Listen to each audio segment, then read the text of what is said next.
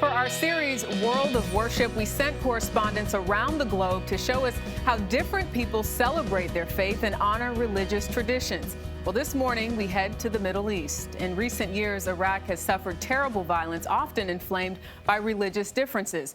But in a country where worship can come at a heavy cost, Charlie D'Agata discovered an unlikely oasis hidden in the mountains, an ancient Christian monastery.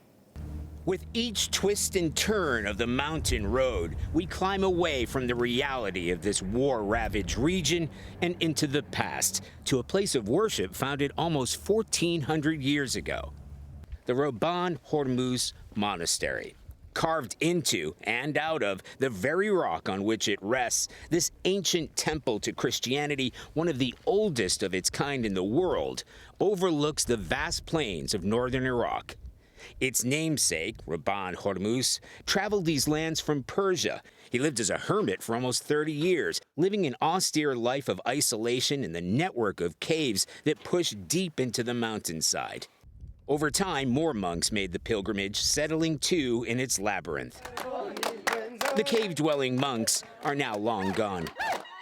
But we did bump into some Iraqi history students breathing new life into this ancient stone. Like 21-year-old Miriam Saleh. Christians are an important part of the community here in Iraqi Kurdistan, she said.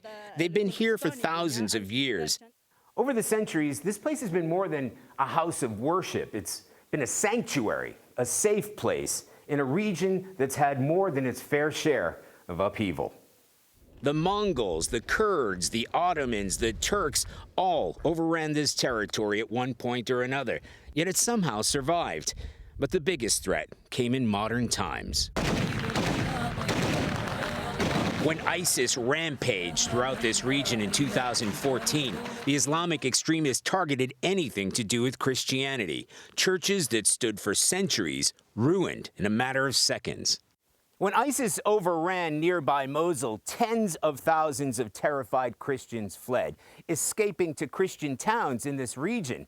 Until ISIS got so close, they evacuated from here, too. At one point, the terrorist group was just a 10-minute drive away from the Christian town of Al-Qash that sits at the base of the mountain. Mercifully, they never made it any closer, but the threat is still felt today. Here, praying to your God means planning for the worst. That armed bodyguard follows the priest everywhere. Such a peaceful place. Something the monastery's head monk, Father Denha Toma, knows all too well. He was in the nearby city of Mosul when ISIS suddenly invaded 5 years ago. What do you think ISIS would have done if they reached this place? Wherever they saw a cross, they smashed it, he said. They erased any traces of Christianity. Even the Virgin Mary, there used to be a statue of her. They chopped the head off and left the rest of the statue standing there. If they had reached here, he said, they would have certainly destroyed this monastery. Before the U.S.-led invasion, the insurgency, and ISIS, there were around 1.5 million Christians in Iraq.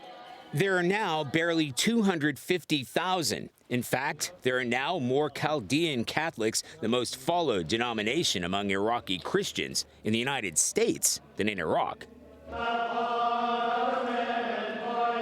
The regional archbishop recently described Christianity in Iraq as being perilously close to extinction, which means one of the oldest continuous Christian communities in existence now remains on a cliff edge. For CBS This Morning, Charlie D'Agata, Al-Qash, Northern Iraq.